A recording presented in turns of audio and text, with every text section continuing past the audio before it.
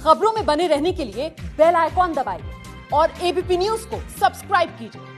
Supreme court के फैसले के बाद आज अयोध्या में एक नई सुबह है, एक नया सूर्योदय है। देश में अब अमन और एकता से रहने की एक नई पहल शुरू हुई है। बरसों पुराने विवाद पर सुप्रीम कोर्ट ने कल अयोध्या में राम मंदिर बनाने का रास्ता साफ कर दिया। अब केंद्र सरकार की जिम्मेदारी है कि वो मंदिर बनवाए। फैसले की खास बातें क्या रही, सबसे पहले ये देख लेते हैं।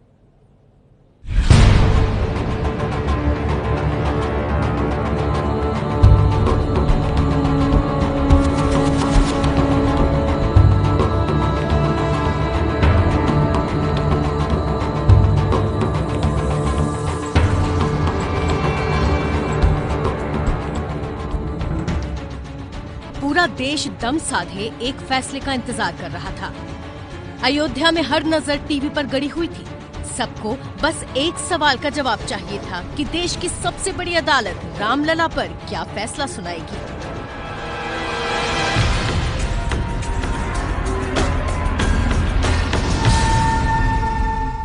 बिल्कुल इस वक्त के लिए सबसे बड़ी खबर सुप्रीम कोर्ट से सहयोगी निपुण सहगल के हवाले से खबर कि विवादित जमीन रामलला की, यानी कि जो टाइटल सूट नंबर 5 की जो पार्टी थी उसको रामलला विराजमान को विवादित जमीन का हक दिया गया है। आपके चैनल एबीपी न्यूज ने सबसे पहले वो खबर दी जिसका इंतजार बरसों से हो रहा था। सुबह के ठीक 10:28 पर सुप्रीम कोर्ट में 5 जजों की बेंच बैठ चुकी थी। 10:31 पर अयोध्या विवाद से जुड़े फैसले पर 5 जजों ने दस्तखत किए, जिसके साथ ये तय हो गया कि जो फैसला सुनाया जाएगा वो एक मत से लिया गया है। चीफ जस्टिस ने कमान संभाली उस फैसले को पढ़ने की और कहा कि हम सब एक मत से फैसला दे रहे हैं और इस फैसले को मैं पढ़ूंगा सबकी तरफ से। मुझे यह सम्मान दिया गया है। करीब आधे घंटे का वक्त लगेगा। उसके बाद उन्होंने करीब 20-25 मिनट तक फैसले को एक एक बिंदु को पढ़ा, एक एक बात को बताया। सिर्फ 43 मिनटों में चीफ जस्टिस रंजन गोगोई ने भारत के सबसे लंबे मुकदमे का फैसला पढ़ दिया। इसकी शुरुआत में चीफ जस्टिस ने कहा, कोर्ट को देखना है कि एक व्यक्ति की आस्था दूसरे का अधिकार न छीने। फैसले के दौरान ये भी कहा गया कि संविधान में हर मजहब के लोगों को एक जैसा सम्मान दिया गया है और यही बात सुप्रीम कोर्ट के फैसले में नजर भी आई। 40 दिनों की सुनवाई के दौरान इस विवाद से जुड़े सभी पक्षों ने अपनी दलीलें रखी थी। कोर्ट ने उन तमाम दलीलों और सबूतों का जिक्र करते हुए कहा कि निर्मोही अखाड़ा जमीन पर कब्जे के अपने दावे को साबित नहीं कर पाया, इसीलिए उनके दावे को खारिज किया जाता है। जो भी माननीय सर्वोच्च न्यायालय दिया है उस फैसले का हम लोग स्वागत करते हैं। आम हिंदू जनमानस को मंदिर से मतलब हो, चाहे निर्मोही बनवाए चाहे सरकार बनवाए, और इस फैसले का हम स्वागत करते हैं। निर्मोही अखाड़े के बाहर होने का मतलब इस विवाद में सिर्फ 2 पक्ष बचे, एक रामलला विराजमान और दूसरा सुन्नी वक्फ बोर्ड। इन दोनों में किसके हक में फैसला होगा ये बताने से पहले सुप्रीम कोर्ट ने इस मामले में एएसआई की रिपोर्ट का जिक्र किया। चीफ जस्टिस ने कहा, पुरातात्विक सबूतों की अनदेखी नहीं की जा सकती। विवादित ढांचे के नीचे जो कलाकृतियां मिली वो इस्लामिक नहीं थी। नीचे एक विशाल रचना थी। साफ है कि मस्जिद खाली जमीन पर नहीं बनी। एएसआई के मुताबिक वहाँ 12वीं सदी का मंदिर था। हालांकि एएसआई ये नहीं बता पाया कि विवादित ढांचा मंदिर तोड़कर बना था या नहीं। The most perfect judgment I can ever think of, because I never thought it would be this perfect. Feel vindicated because I have been hounded by a group of people, but now I have been vindicated. My stand has been vindicated, and it is exactly the kind of decision which we all wanted. So that has been now proved right.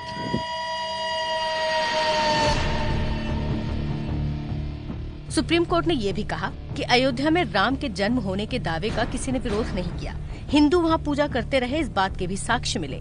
1856 से पहले हिंदू अंदरूनी हिस्से में भी पूजा करते थे। हिंदू मुख्य गुम्बद के नीचे गर्भगृह मानते थे। जब उन्हें रोका गया तो बाहर चबूतरे पर पूजा करने लगे। वहीं विवादित जमीन के मालिकाना हक को लेकर मुस्लिम पक्ष के दावों पर सुप्रीम कोर्ट ने गंभीर सवाल उठाए। अपने फैसले के पेज नंबर 791 के पैरा नंबर 678 में कोर्ट ने लिखा है, सुन्नी वक्फ बोर्ड के मुताबिक 1528 में मस्जिद बनने के बाद से मुसलमान वहां नमाज पढ़ते थे, लेकिन 1856 तक वहां नमाज पढ़े जाने के कोई सबूत नहीं मिले। कोर्ट ने यह भी कहा कि मुस्लिम पक्ष इमारत के अंदरूनी हिस्से में सिर्फ अपना कब्जा भी साबित नहीं कर पाए। 1856 से पहले हिंदू भी अंदरूनी हिस्से में पूजा करते थे। सुप्रीम कोर्ट ने ज्यादातर हिंदुओं के जो आर्गुमेंट है उनको स्वीकार किया है और माना है कि वहाँ पहले कोई नॉन इस्लामिक ढांचा था जिसके ऊपर ये ढांचा मस्जिद बनाई गई थी और कोर्ट ने माना है कि इनर कोर्ट यार्ड में दोनों बराबर कब्जे में थे, हिंदू बराबर पूजा करते रहे। आउटर कोर्ट यार्ड में हिंदू का बराबर कब्जा रहा है और 1855-56 के पहले मुस्लिम का कोई अधिकार नहीं था। इसके बाद सुप्रीम कोर्ट ने 134 साल पुराने मुकदमे में अपना फैसला सुना दिया। फैसले के मुताबिक 2.77 एकड़ की विवादित जमीन रामलला को मिली, यानी अयोध्या में जन्म स्थान पर ही मंदिर बनने का रास्ता साफ हो गया। मैं मानता हूं कि ये जो फैसला आया है वो एक ऐतिहासिक फैसला है सुप्रीम कोर्ट का, और इस फैसले का सभी के द्वारा स्वागत किया जाना चाहिए। कोर्ट ने एक निष्पक्ष किंतु एक दिव्य निर्णय दिया है। मैं तो अडवाणी जी के घर में उनको मत्था टेकने आई। अडवाणी जी की ही बदौलत आज हम यहाँ तक पहुँचे हुए हैं। सब लोगों को इस निर्णय का सम्मान करना चाहिए और मैं ये मानता हूँ कि औसत मुसलमान भी यह विश्वास करता है कि अब हमें आगे बढ़ना चाहिए। अतीत की सभी बातों को भुलाकर हम सभी श्री राम जन्मभूमि पर भव्य मंदिर के निर्माण में साथ मिलजुल कर अपने कर्तव्यों का निर्वाह करें। मंदिर बनाने की जिम्मेदारी एक ट्रस्ट को मिलेगी। केंद्र सरकार को 3 महीने में ट्रस्ट बनाने का निर्देश। केंद्र चाहे तो जमीन के हक से बाहर किए गए निर्मोही अखाड़े को मंदिर के ट्रस्ट में जगह दे सकती है। वहीं मुस्लिम पक्ष को किसी और जगह पर 5 एकड़ जमीन देने के लिए कहा गया है। सरकार तय करेगी कि ये जमीन अधिगृहित जमीन के अंदर हो या अयोध्या में ही किसी और जगह पर। सुप्रीम कोर्ट ने अपनी विशेष शक्तियों का इस्तेमाल कर मुस्लिम पक्ष को जमीन दी, लेकिन सुन्नी वक्फ बोर्ड सुप्रीम कोर्ट के इस फैसले से संतुष्ट नहीं है। हमने आपसे पहले बताया कि मस्जिद की कोई कीमत नहीं, 5 करोड़ के 500 करोड़ जमीन की भी कोई वैल्यू नहीं। वो इसका मतलब ये है कि हमारे जो कंसेप्ट था उसको समझा नहीं गया। इसी तरह से हम इसको जस्टिस और इक्विटी के कंसेप्ट में नहीं समझ पा रहे हैं। हिंदुस्तान का मुसलमान इतना गया गुजरा गिरावा नहीं है कि वो 5 एकड़ जमीन अपने अल्लाह के घर की तामीर के लिए जमीन नहीं खरीद सकता। उत्तर प्रदेश में हम अपने एक लीगल हक के लिए लड़ रहे थे। हमको किसी से खैरात की जरूरत नहीं है 5 एकड़ जमीन की। हम मस्जिद बना सकते हैं। इससे पहले भी कह चुका हूँ, बार बार भी कह रहा हूँ कि हम जो है हम कुछ करने नहीं जाएंगे। बस ये खत्म। आप कहीं और अपील नहीं? मैं नहीं कहीं जाएंगे। हमने इससे पहले भी कहा, अभी भी कह रहे हैं। मुस्लिम पर्सनल लॉ बोर्ड को क्या अपना काम करे, क्योंकि यहाँ पार्टियां और भी थी, वो क्या करती हैं क्या नहीं करती, हम उनकी जिम्मेदार नहीं। मैं पक्षकार हूँ, अपना जिम्मेदार हूँ। हमने साफ कह दिया कि मैं किसी का जो है मैं दोबारा नहीं जाऊंगा तो नहीं जाएंगे। आपके हिसाब से ये विवाद खत्म हुआ? बिल्कुल खत्म। जो निर्णय कोर्ट ने कर दिया, सरकार का जो है जो भी पहलू रहा वो बिल्कुल दुरुस्त रहा, चाहे माननीय प्रधानमंत्री नरेंद्र मोदी जी की सरकार हो, योगी जी की सरकार हो, जिसकी सरकार में ये फैसला हो गया खत्म। सुप्रीम कोर्ट के फैसले के बाद अब मंदिर निर्माण के वक्त और तरीके को लेकर भी तैयारियां शुरू हो गई हैं। आरएसएस के सूत्रों के मुताबिक अगले साल मंदिर के निर्माण का काम शुरू हो जाएगा। वहीं वीएचपी का कहना है कि मंदिर बनाने के लिए लोगों से चंदा इकट्ठा किया जाएगा। हालांकि फिलहाल ये नहीं कहा जा सकता कि मंदिर निर्माण के लिए बनने वाले ट्रस्ट में वीएचपी होगा भी या नहीं। कि राम जन्मभूमि न्यास को ये भूमि दी जाए, न्यास का दावा स्वीकार किया है। विश्व हिंदू परिषद ने ना तो स्वामित्व मांगा था, न मंदिर बनाने का अधिकार। हम इस लड़ाई को हिंदू समाज के लिए लड़ रहे हैं। मंदिर बनाने का काम कौन करेगा, ये जजमेंट के डिटेल्स पढ़ने के बाद तय होंगे। इस फैसले की सबसे खास बात यह रही कि सभी 5 जजों ने सर्वसम्मति से यह फैसला दिया, लेकिन 5 जजों के फैसले में राम जन्म स्थान के बारे में विस्तार से कुछ नहीं लिखा गया। हालांकि एक जज ऐसे थे जिन्होंने अलग से अपना 116 पन्नों का फैसला लिखा और बताया कि भगवान राम का जन्म उसी विवादित स्थान पर हुआ था।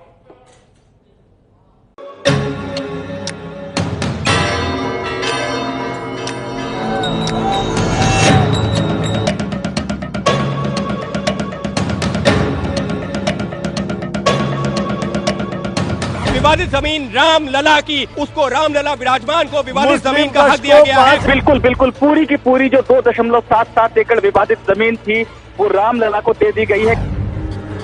सुप्रीम कोर्ट का ये फैसला कुल 1045 पन्नों का है। 929 पन्नों का फैसला सारे जजों ने लिखा है और सभी 5 जज इस पर एकमत हैं।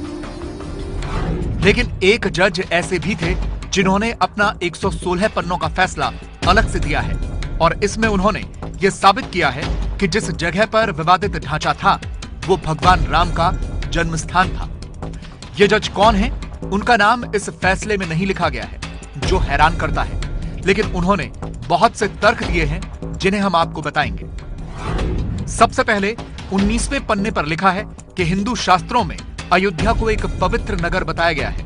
बृहद धर्मोत्तर पुराण के एक श्लोक में अयोध्या को 7 पवित्र शहरों में से एक बताया गया है। अयोध्या, मथुरा, माया, काशी, कांची, हमवंतिका, पुरी, द्वारावती चैव सप्तैता मोक्षदायिका। यानी अयोध्या, मथुरा, हरिद्वार, काशी, कांची, उज्जैन और द्वारिका 7 सबसे पवित्र नगर हैं।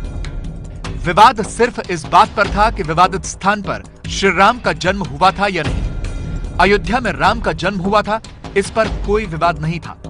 राम हिंदुओं की आस्था का विषय है, ये सबको पता है।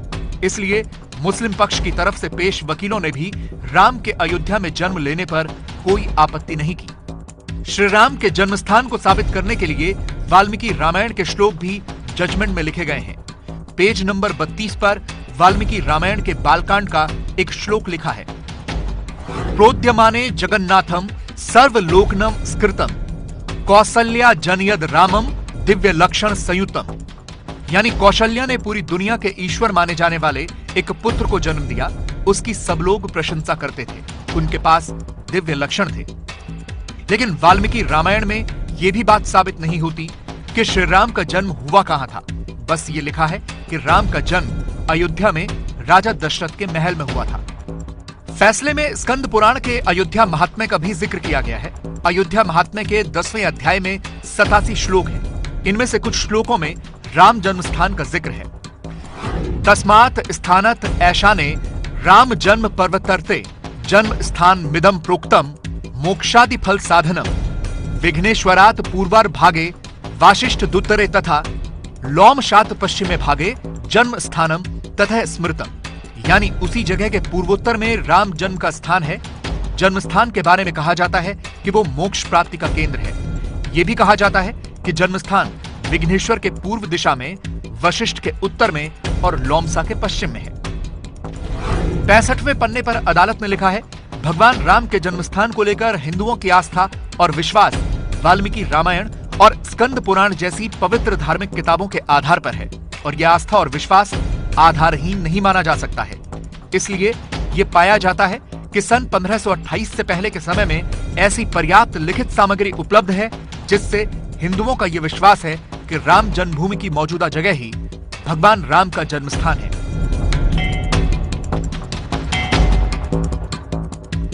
इसके बाद राम जन्मस्थान को साबित करने के लिए सुप्रीम कोर्ट के इन जज ने 1528 से 31 अक्टूबर 1858 के वक्त का जिक्र किया है और इसमें सबसे पहले जिक्र होता है गोस्वामी तुलसीदास का, जिन्होंने 1574-75 में रामचरितमानस की रचना की थी। फैसले में रामचरितमानस की चौपाइयां लिखी गई हैं। अदालत ने अपने फैसले में लिखा है कि वाल्मीकि रामायण की तरह ही रामचरितमानस का भी हिंदुओं में अपना एक अलग स्थान है। रामचरितमानस के बालकांड का जिक्र करते हुए लिखा गया है, तिनके गृह अवतरवूं जाई रघुकुल तिलक सो चारी उभाई नारद बचन सत्य सब करहूं परम शक्ति समेत अवतरहूं। यानी कि उन्हीं के घर में मैं रघुकुल में 4 श्रेष्ठ भाइयों के रूप में अवतार लूंगा। रामचरितमानस का जिक्र है तो फैसले के 77वें पन्ने पर आईने अकबरी का भी जिक्र है। आईने अकबरी 16वीं शताब्दी में अबुल फजल अल्लामी ने लिखी थी, जो अकबर का ही एक वजीर था। आईने अकबरी में अवध यानी अयोध्या के बारे में विस्तार से लिखा हुआ है। आईने अकबरी के वॉल्यूम 2 के पेज नंबर 182 पर लिखा है, अवध भारत के सबसे बड़े नगरों में से एक है। पुराने वक्त में इसकी लंबाई 148 कोस और चौड़ाई 36 कोस थी। ये रामचंद्र का घर है। इसी किताब में रामचंद्र जी से जुड़ी और भी बातें लिखी गई हैं। उन्हें विष्णु का अवतार बताया गया है।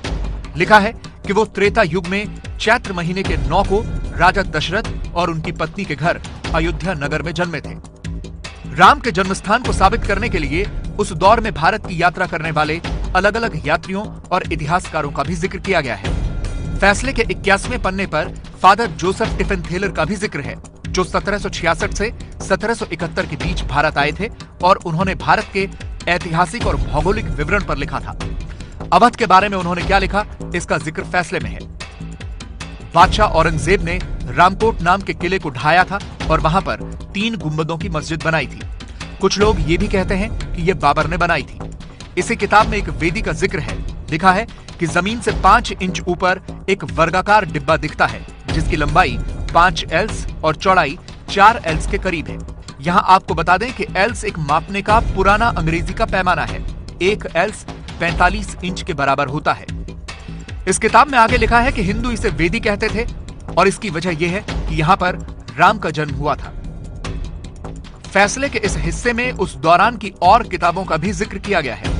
पेज नंबर 85 पर मिर्जा जान की किताब हदीसे सहबा का जिक्र है जो 1856 में लिखी गई थी। इस किताब में साफ तौर पर लिखा है यह जगह भगवान राम की हुआ करती थी।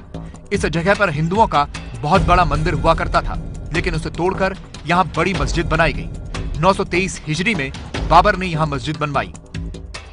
इतने साल के बाद ये कभी फैक्चुअली एविडेंस के साथ एस्टैब्लिश नहीं कर पाएंगे, मगर ये तो फेथ एंड बिलीफ के बारे में आज सुप्रीम कोर्ट ने मान लिया है कि faith and belief of Hindus is that this is the place which was being treated by the Hindus as the place of birth of Lord Ram, and worship was being offered there by the people. So I think we are happy with that. इसके बाद फैसले में 1858 से 1949 के समय का जिक्र है। अंग्रेजों ने 1 नवंबर 1858 को यहाँ शासन स्थापित किया था। इसके बाद ब्रिटिश सरकार की सरकारी रिपोर्टों और दूसरे दस्तावेजों में इस मस्जिद को हमेशा मस्जिद जन्म स्थान लिखा गया, जिसका मतलब यह हुआ कि उस वक्त सरकारी अधिकारियों ने हमेशा यह माना कि मस्जिद जो जन्म के स्थान पर बनी है। इसके बाद पेज नंबर 88 पर 1870 में अयोध्या और फैजाबाद के कमिश्नर पी कार्नेगी के एक संक्षिप्त विवरण का भी जिक्र है, जिसमें उन्होंने कहा है कि अयोध्या हिंदुओं के लिए वो है जो मक्का मुसलमानों के लिए और जेरूसलम यहूदियों के लिए है। और फैसले के अंत में यानी पेज नंबर 116 पर लिखा है कि निष्कर्ष ये निकाला जाता है कि मस्जिद के निर्माण से पहले से और बाद में हमेशा हिंदुओं की आस्था और विश्वास ये रहा है कि भगवान राम का जन्म स्थान वही जगह है जहां बाबरी मस्जिद का निर्माण हुआ, और ये आस्था और विश्वास लिखित और मौखिक सबूतों के आधार पर साबित की जाती है।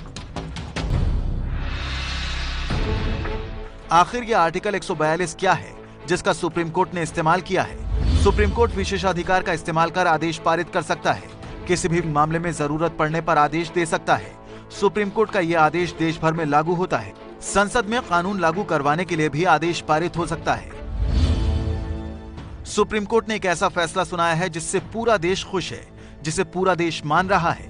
सुप्रीम कोर्ट के फैसले में भाईचारे और सौहार्द का संदेश है, लेकिन विशेषाधिकार का इस्तेमाल कर मस्जिद को दी गई जमीन पर भी कुछ लोग राजनीति करने से बाज नहीं आ रहे हैं। MIM अध्यक्ष ओवैसी सुप्रीम कोर्ट के फैसले को खैरात बताते हुए मस्जिद के लिए जमीन पर सवाल उठाने लगे। हिंदुस्तान का मुसलमान इतना गया गुजरा गिरावा नहीं है कि वो 5 एकड़ जमीन अपने अल्लाह के घर की तामीर के लिए जमीन नहीं खरीद सकता उत्तर प्रदेश में। हम अपने एक लीगल हक के लिए लड़ रहे थे। हमको किसी से खैरात की जरूरत नहीं है 5 एकड़ जमीन की। हम मस्जिद बना सकते। अगर आज मैं रोड पे निकल के भीख मांगू लोगों से, हैदराबाद की आवाम से, तो यकीनन हैदराबाद की आवाम इस गुनाहगार की झोली में इतना पैसा डाल देगी कि मैं उत्तर प्रदेश में 5 एकड़ जमीन बना सकूंगा। हम अपने एक लीगल राइट के लिए लड़ रहे थे। मुस्लिम पर्सनल लॉ बोर्ड के कमाल फारूकी भी सुप्रीम कोर्ट की तरफ से 5 एकड़ जमीन के फैसले से नाखुश दिखे। इसके बदले में हमको 100 करोड़ जमीन भी दे तो कोई फायदा नहीं है। हमारी तो 67 एकड़ जमीन ऑलरेडी एक्वायर की हुई है, तो हमको दान में क्या दे रहे हैं वो? हमारी 67 एकड़ जमीन लेने के बाद 5 एकड़ जमीन आप ले रहे हैं, ये कहाँ का इंसाफ है? 2 हिंदू पीठों के शंकराचार्य स्वामी स्वरूपानंद सरस्वती मस्जिद के लिए अयोध्या में ही जमीन देने के फैसले पर हैरानी जाहिर करते हुए मुस्लिमों को जमीन देने को गलत बता रहे हैं। तो जब ये मान लिया गया कि मुसलमान अपना कब्जा साबित नहीं कर सके हैं, तो फिर ये तो भूमि हिंदुओं की हो गई। फिर आप उनको और 5 एकड़ जमीन अयोध्या में क्यों दे रहे हैं? और अगर अयोध्या में फिर ऐसे झगड़े की जगह आप रखेंगे तो हिंदू मुस्लिम झगड़ा होता ही रहेगा। देश की सबसे बड़ी अदालत में जब सबसे पुराने विवाद का हल हो गया है, तब ओवैसी जैसे नेता सुप्रीम कोर्ट के फैसले पर सवाल उठाकर न सिर्फ कोर्ट की अवमानना कर रहे हैं, बल्कि हल हो चुके विवाद को फिर से हवा देने की कोशिश कर रहे हैं।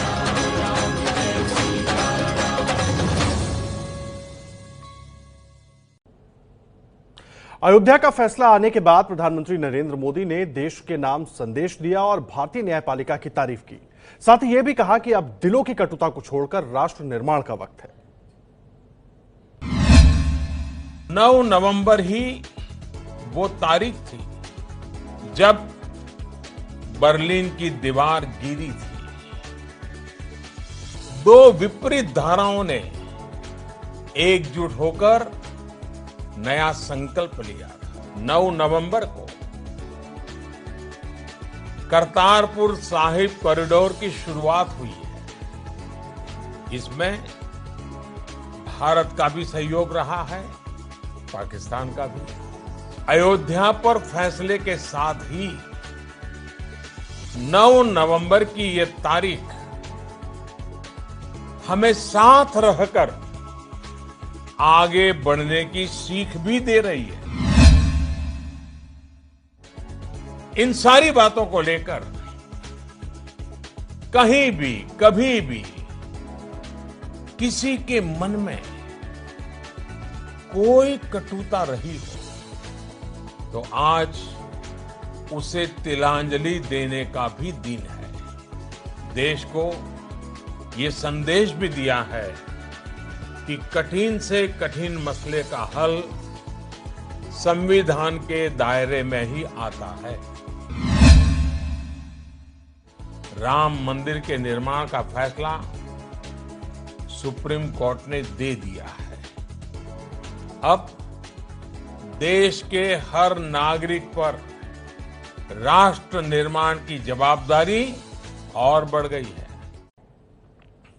तो देश के सबसे पुराने मामले का सबसे बड़ा फैसला तो आ चुका है, लेकिन अब सवाल यह है कि राम मंदिर बनेगा कैसे, कितनी तैयारी है, सरकार क्या करेगी, कैसे करेगी। इन सभी सवालों का जवाब संवाददाता विकास भदौरिया की इस एक्सक्लूसिव रिपोर्ट में आप जानिए।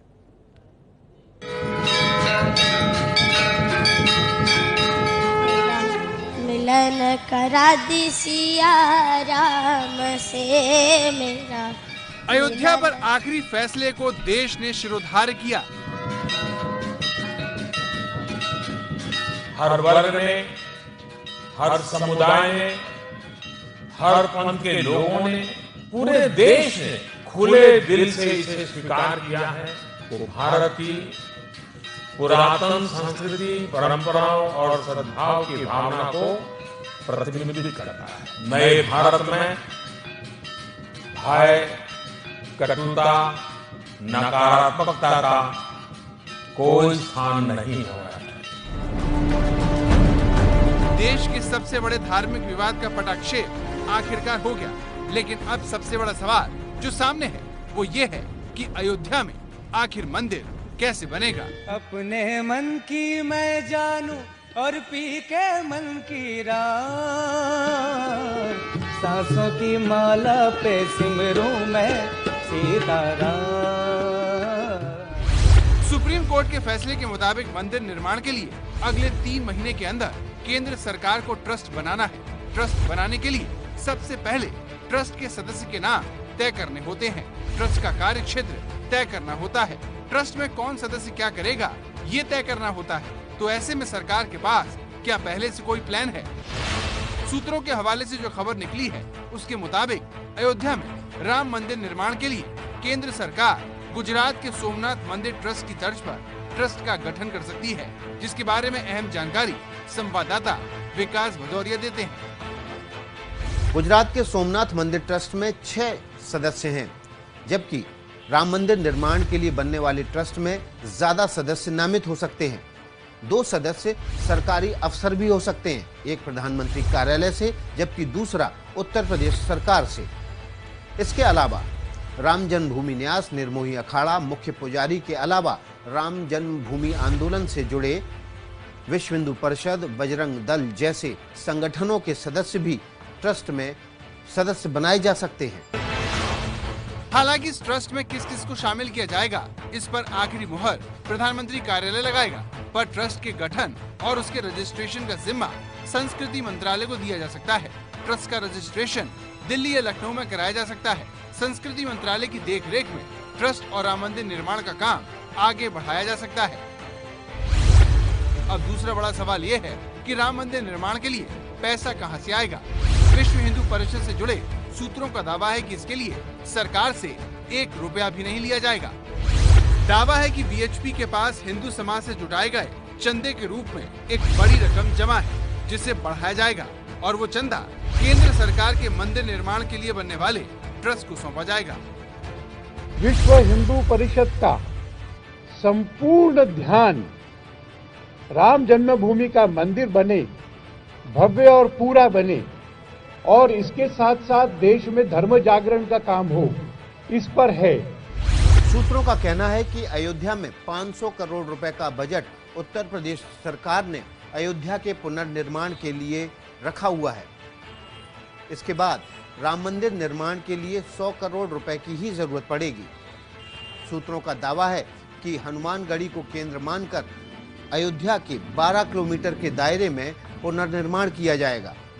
केवल 67 एकड़ अधिकृत जमीन पर ही पुनर्विकास का काम नहीं होगा, बल्कि पूरी अयोध्या का पुनर्निर्माण किया जाएगा।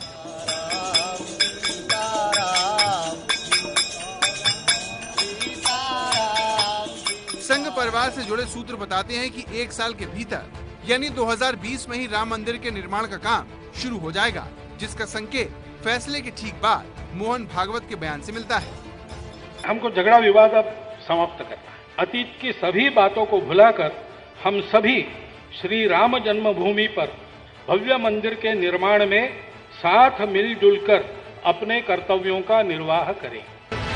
वीएचपी के सूत्रों के मुताबिक राम मंदिर निर्माण के लिए जरूरी पत्थरों को तराशने का काम लगातार चल रहा है। 60% पत्थर तराशने का काम पूरा हो चुका है। फैसला आने के बाद काम और तेज किया जाएगा। जो है वो 60% पिलर्स और बीम्स तैयार हो गए हैं कार्व होकर के, और शिलाएं हैं, उसका उस मंदिर के लिए उपयोग होगा। हम कोशिश करेंगे कि जल्दी से जल्दी शुरू हो। ऐसे में माना जाए कि राम मंदिर निर्माण की शुरुआत की तिथि से अगले 1.5 से 2 साल में मंदिर पूरी तरह बनकर तैयार हो सकता है। रामलला पर आए फैसले के बाद इन पत्थरों का वनवास खत्म हो गया। जो तैयारी 29 साल से इन पत्थरों को तराशने का काम किया जा रहा था, कितनी बारीकी से इसमें काम हुआ है। शायद अब इनकी जंजीरें, या यूं कहें कि ये पत्थर जिनकी उपयोगिता क्या होगी, इस पर ही सवाल थे, अब वो सवाल खत्म हो गए हैं।